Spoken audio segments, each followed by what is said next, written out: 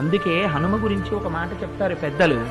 ఆయనకి నమస్కారం చేసిన వాడికి బుద్ధి, యశస్సు, బలం, ధైర్యం, వాక్పటుత్వం, ఆరోగ్యం, అజాడ్యం ఇవన్నీ కూడా ఏకకాలమునందు సంభవిస్తాయి. హనుమ అంటే ఒక ప్రత్యేకమైనటువంటి వ్యక్తి. రామాయణంలో ఎక్కడైనా భగవంతుణ్ణి ఆశ్రయించి భక్తులు ఉంటారు. భగవంతుడు ఏ స్థాయిని పొందాడో భక్తుడు కూడా ఆ స్థాయిని పొందిన ఘటన రామాయణంలోని.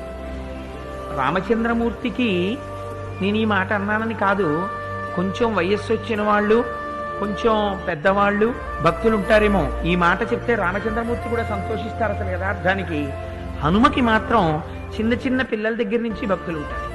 హనుమ పేరు చెప్తే ఎల్కేజీ వాడు భక్తుడే.